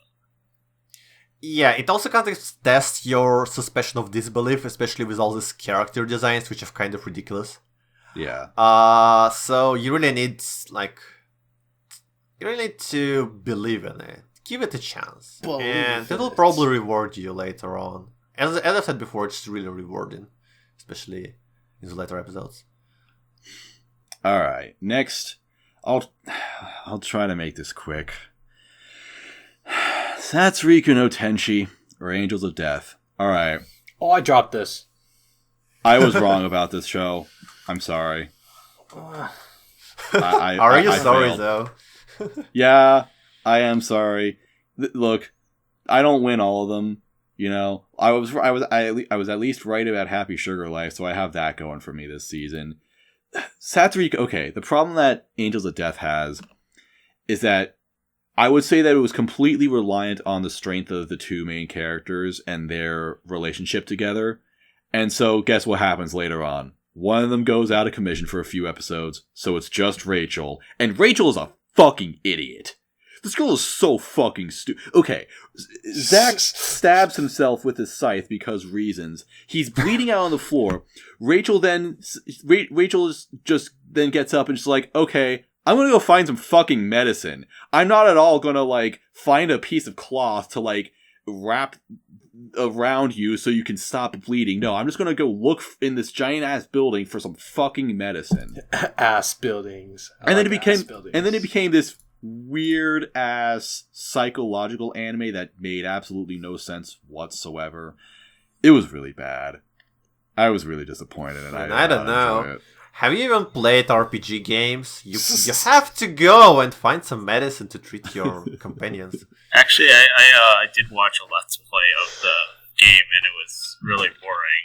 And I kind of tuned it out and started doing other stuff. But then I didn't watch the anime because I'm actually kind of interested in how this would work as a game, because I kind of see the, the mechanics of it, where it's each floor is a certain puzzle. Although in the anime, the puzzles are really fucking stupid and simple. I guess that's why I want to see how. Are you saying that if they were going to adapt a game like this that involves puzzles, they have to run it like Dora the Explorer? Let's ask the viewers, hey, where's the medicine at? Or what? Yes, Bacon. That is exactly what I mean. That's the issue. In the game, you can have the player explore and look around the room, but because you have to pace a show, they're not gonna go into a room 3 times and turn over boxes. Games being turned into anime hasn't really been doing well this season. I hear the Persona 5 series didn't do too well. That's a big oof. Yeah, let's be honest. So, yeah, Angels of Death, I just wasn't feeling it. It was the worst form of edgy, crazy screaming I've ever seen. Yeah, I just wasn't feeling it. Hanebado had a better story, so yeah. Whoa. Well, okay. Dab. That must be fair. That must be dreadful, man. Okay. You know what? I'm not even sure if I disagree. Thank you. You think I'm wrong here? How dare you? And while we're on the subject of bad game adaptations this year, fuck Caligula. I was so disappointed. Satsuriku no Tenshi is just the Caligula of the season. Huge disappointment. Moving on. Third season of Attack on Titan, even though it's not over yet. Pretty high. There's one more episode at least. Pretty good. Yeah, what'd you guys think of it? Bacon liked it. As a manga reader, yes, this is going very well. Fair. So yeah. I had a really poor opinion of Attack on Titan during its first season. To me, it seemed like a really poor shonen show, which had its all poor shonen sides being emphasized. But by the end of the season 2, it really got better. Less Eren screaming, less power upping, less kind of ass plot points going around. I don't know. It just everything started to make sense. And in the season 3, we got even less fighting and even more politics, even more outlook into characters, which I really appreciate. And I feel like this season is the strongest one so far. Just because it focuses on what it has to offer.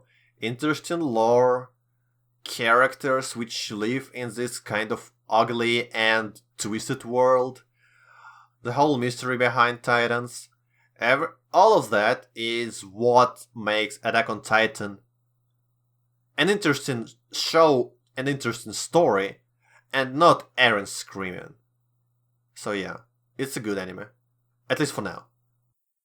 Oh my god! So I I messaged one of my normie friends because it was his birthday. I just said happy birthday to him on Facebook, and he just asks if I'm caught up with the latest Attack on Titan, which I'm not. But it's like so many people are talking about this season, and I've heard so many amazing things about it. So I think I'm gonna need to catch up. Yeah, that's fair enough. It's good. It's pretty good. I don't know what it is about this season, but I just don't really have much of an opinion of it.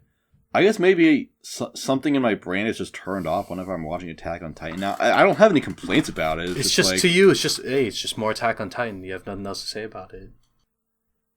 Yeah, sure. I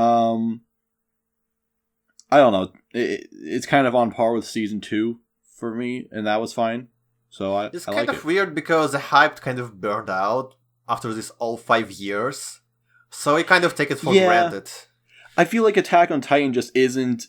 It's not the big show anymore. It's been taken over by My Hero Academia. So it's not like as... So like it used to be such a high priority for me to watch Attack on Titan, but now it's like I haven't even seen the new episode because I'm just like, I'll get around to it later. I'm sure it's fine. We'll get to it eventually. I think it's still a very popular show. Definitely. It's just not the most popular. Yeah. It's still definitely like, if you're looking at mainstream stuff, it's still very high up there. It's still there, yeah. Definitely. Yeah. And I feel like it's getting better as well, so that's a good thing to it. Yeah. As every anime should be. Like, you should just get better over time. All right. And the last of the new shows that we have for this season is none other than Shoujo Kageki Revue Starlight. Panda, you are the Revue Starlight show. Take it away. Oh my god, this show was amazing. Where do I start? Should I start with like the criticisms? Really, I think just start singing while we're talking to each other while fighting. I don't know. Y'all wish to start with. I met Flora and I met Claire. So I think Starlight's biggest issue is that we do not see enough of its huge cast because it's 9 characters spread out over 12 episodes, and it definitely has and all of these characters are really interesting, right? But we don't get to see enough of them. And for me personally, that's fine because I like seeing them interact in the background. I just like their designs, and I like, like seeing all the fan art, all the cute stuff with these characters in it, and I think that's like the idol appeal of the show, almost. But I can definitely see why people find some of the characters lacking. For me, it was just a joy to watch throughout because you've got these great character designs. Caverick's left because he's like, oh boy, I don't want to listen to Panda for. Oh no, rip Cav. minutes. Why, Cav? It's not that bad. How dare he? No, the one thing I like about Revue is that, like, it was, first of all, they have us beat in terms of, like, probably the best character designs for the entire season. I don't know why. I found every character design very appealing and, like, adorable looking, and I loved it. The only thing that I had trouble with in this series is that the series, I still don't know what it's really about. But I just go with it. I have that kind of thing going with it. Like they're competing at the same time they're not, and like there's some sort of curse, and then it turns into this whole like, oh, like we're in endless 99, and like I was like, what the heck? A lot of time I was like, I don't know what's going on, but I like it. And so for me, there was like 2 main focuses of Starlight, and one was like its kind of critique about idol/celebrity industry, and the other was this mild commentary about motivation. So like, oh my god, Cav keeps leaving and joining it. He just hates me. Cap, do you hate me? Yeah, every time he hears Starlight, he's like, God, man, I can't do it. Why am I paired up with these guys? So He said something's wrong with his internet. Brutal. Rip. It's okay. He can't rain on my parade anymore. Yay. So with the motivation thing, it's like it's showing like how sometimes even if you come in second place, if you work really hard, you can really easily lose that brilliance, that motivation, and like forget about what makes you like want to work for your goal. And I personally really resonated with that, and you see that in a lot of characters. You see it with Mahiru, because she came from like a small town, and you see her like kind of start clinging on to Karen instead of her own motivations to become a star, because she moved from being a big fish in a small pond to like this academy full of talented girls. You see it with Karen, when she first loses, spoilers, she loses at least once. You see it with Hikari when she also loses at least once. So you see how that affects them, their mood. I personally really resonated with that, because for me, sometimes you're surrounded by such like, not in a bad term, you're surrounded by such monsters. It's like you ask yourself like, how am I supposed to compete with that kind of feel? Which you kind of get some of that in sports anime, but getting that from I would deem this as an idol show is kind of different, and I do like that. Yeah, and then like me personally, I can get demotivated by like seemingly small things, so I thought it was really good that like Starlight made some commentary on that. And then the other thing is like all the commentary on the Takarasuka, I believe. And then so with that, I don't follow the discourse very closely, but I know that a lot of the script writers have worked in that review. They're like commenting about the girl's life living in this like acting academy, and there's a lot of great resources that aren't me who could tell you more about this. If you just like look up Starlight and Takaraza, I might do that. Yeah. For me personally, it wasn't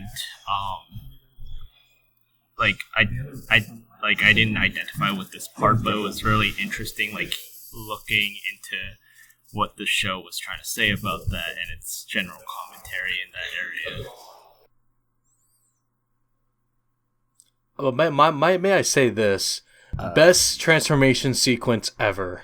Oh my god. Dude, every time I saw that, it was so detailed, and I don't know why I thought of, like, whenever I see transformation sequences, you see the same thing, like Kill la Kill, Sailor Moon.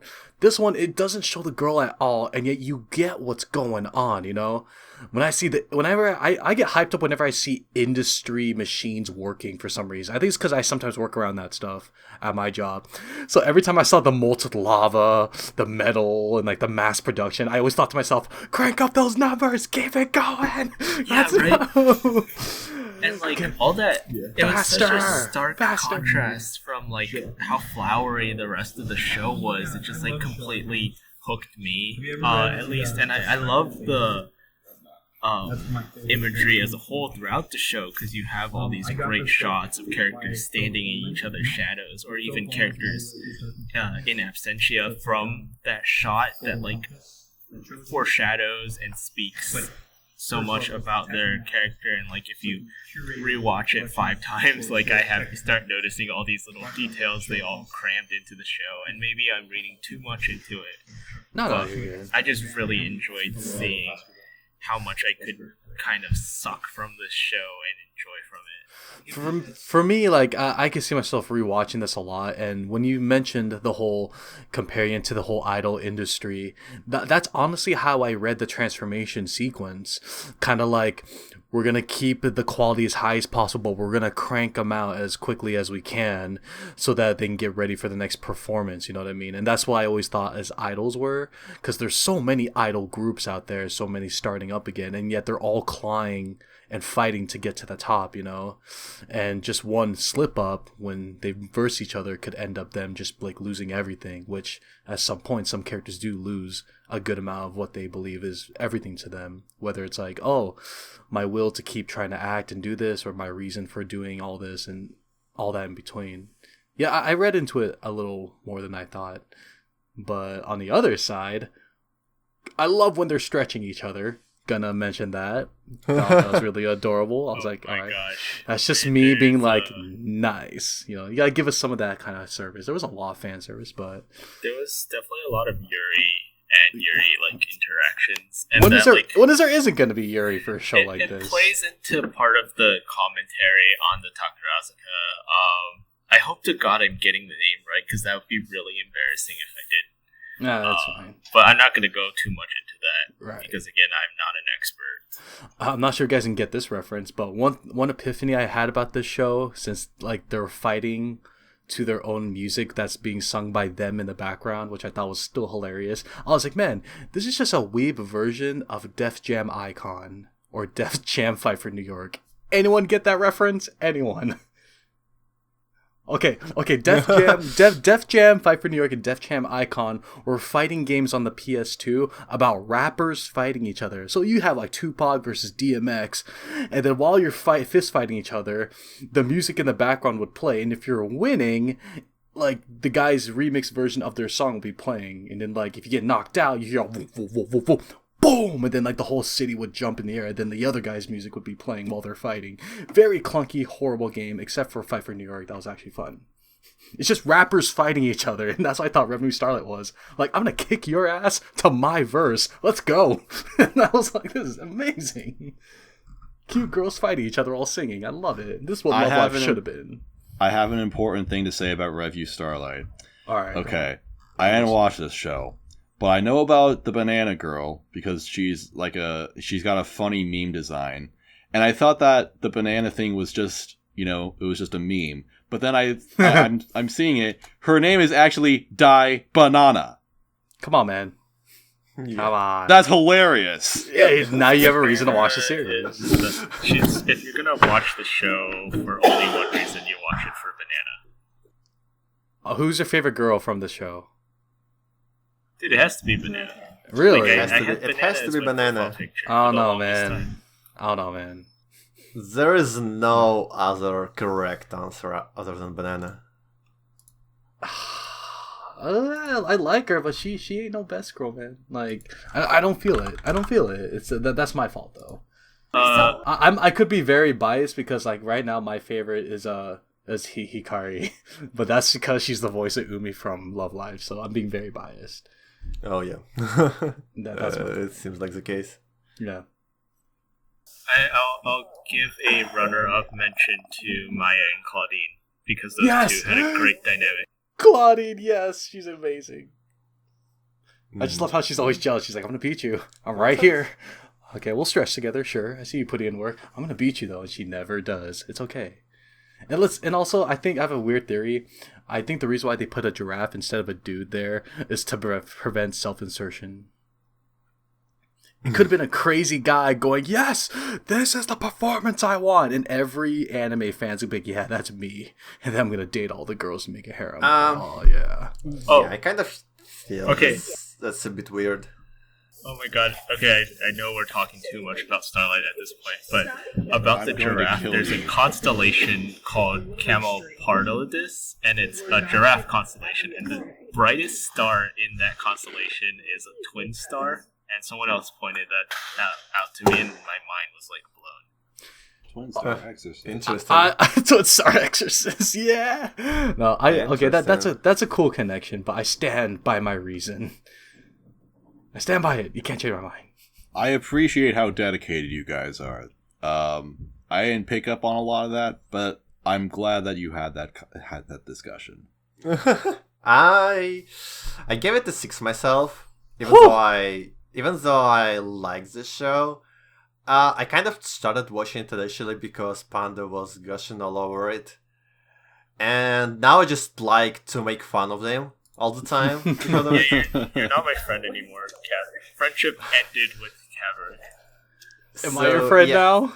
Yeah, if only that, Bacon it is was my all new worth best friend. it for that. But I feel like it could be a really great anime, but it kind of never came here because the main plot was just rather predictable and, frankly speaking, boring. Even though there were kind of patches of brilliance here and there, especially Banana's arc was 10 out of 10. Would watch Ooh. again. I did hear she had a great arc. Yeah, it was interesting. Just like The her animation, hair. the animation was great. The was a fight fun sequences were amazing. Transformation sequence once again, love that. I know. Supporting loves cast was falling. also great. I feel like one of my main issues is that Kirin-san was never really solved, and he was probably the most interesting part of the show for me, or like the mystery surrounding him. The final episode has a kind of hint towards him, what kind of part of the story he's alluding to. I'm not going to tell here because it's pretty long and spoilery, but if you're interested in my kind of theory, what kind of role he has in this anime, just ask me and I'll put it in comments on Reddit thread, I guess. I'll probably check that out, yeah. So yeah, I feel like Starlight could have been really great. But in the end it's like kind of not there for me. Well, all right. I feel that. I don't know. With me, it's I liked it just because it was one of those anime series where it had so many idealistic like thoughts with every single character. I was like emotionally invested, but at the same time, I was always confused. I'm like, okay, I get it. It's about this play about stars. It's just like kind of like the Icarus story where like you get burned and you want it too much. I don't know. I wish it was longer. As odd as it is, I could learn more about each character, but that's just me like liking the characters as a whole. Yeah, I think a lot of people who, I mean, I get that it's not for everyone. It's but not. I think that it even though it's not an idol anime, it really appeals to that core demographic where they don't show you everything. They don't show you everything, so you want to keep buying their merch and watching their stories. Yes, more merch. I love this chick that's like laughing right on top of Panda's mic. They're mocking. The normies are mocking you. You show them, Panda. All right, great discussion about Revue Starlight. If you guys, if there's anything more to say, just fucking say. Ask these guys about it. All right, they seem to know what they're talking about. Woo. I haven't watched this show, so I don't know, but that's cool. Oh yeah, one more important thing. It got us many memes.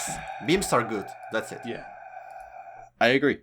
I understand. At my expense, but Now, real quick, we have just a couple more shows to talk about the sequels of the season, starting with My Hero Academia Season 3. Now, Hype okay. next. That's all we have to say. Okay, the first half was hype. I think the second half is where the cracks are really starting to show with this series. I think it's it's a little okay. This show is having its cake and eating it too, because it wants to be a fun, optimistic, it's a nice high school anime where you have cool powers and everyone's friends, and it's like, it's all fun and shit. But at the same time, it also wants to be really dramatic with all these villains who are trying to go against the grain of society and shit like that. And it's just not really doing either of them well because it can't really pick a side. And I think it's just... I hate that no one has died in this show. And by die, I mean expel. I think it's bullshit that every single person in Class 1A is still around. How the fuck has no one failed yet? That's bullshit. That's true. The things are going a little too according to Keikaku, but hey, who knows what will happen in the future? Yeah, I mean, I guess, but I just, Season 4, baby! another problem that this show has is that it's putting all of its development into Deku and Todoroki and Bakugo. Like, they can cut out a lot of the characters in this show, and nothing would be lost, but they're still there, and I don't get it. No. Really. I think it would be so great if you took, like, Mineta, and I actually like Mineta. I think he's hilarious. Oh, but yeah. We all if need he that one character. were to fail and, you know, get expelled from the class or something, and then there'd die. be like a long time where he'd die. And Then there'd be a long time where he wouldn't be around, but then he came back and he was like a badass, and he's like, yeah, I realized I had to stop fucking around and, you know, get good. And So what you want is each character to disappear like in Naruto and have their own training arc. Yeah, exactly. I see you. Good man. You know how shonens work. Good man. I mean, they do have their internship arcs, but unfortunately those also focus on, like, the mains, so it doesn't help too much. It's just wasted potential to me that this show has such a huge cast where all the characters are unique, they have great designs, they have interesting personalities, but then it focuses on like 5 characters, and that's it. And I don't know. The second arc, the second half of this season was just kind of a slog to get through, and it was just more stuff. My biggest issue actually is the same issue I had with Grand Blue, where like, I actually read the Boku no Hero manga, but like it's the same where like it feels like they kind of just adapted what the manga was panel for panel, and they didn't do anything new with it, so I don't see a point in watching it over reading what the manga has to offer, because at least the manga has cool paneling. Well, this anime has really good animation, though. Mm-hmm. Aside from a couple scenes, I feel like it's not even doing that anymore. I think it's fine. I don't know, but I would say that I don't know. It's just kind of like how it's embraced all of the good parts of shonen anime in the beginning and made them better. It's also now embracing the fact that it's just going to go on forever and not do anything interesting, and just live out way past its prime and die a very uneventful death in 12 years. Jesus. And One Piece will still be going strong, baby. That's what I'm talking about. Yep. Cav, do you have anything to say about My Hero Academia? I am kind of still glad that I'm not watching it. Oh, I didn't notice that. Yeah, I'm then not again, you don't like watching it. action shows. I don't know. Boku no Hero Academia is the only huge show I haven't picked up in like 5 past years. So yeah, that's it. Fair. Jeez. It's just really not my kind of show. It's like super shonen, and I'm generally averted to it. So yeah. And last but not least, the best anime of all fucking time, Steins Gate Zero. Now we already did a podcast series. Exactly. We already did podcast. We don't have to say a whole lot. Yeah, but let me say something. You forgot the other awesome time traveling anime. I know. It's just a formality.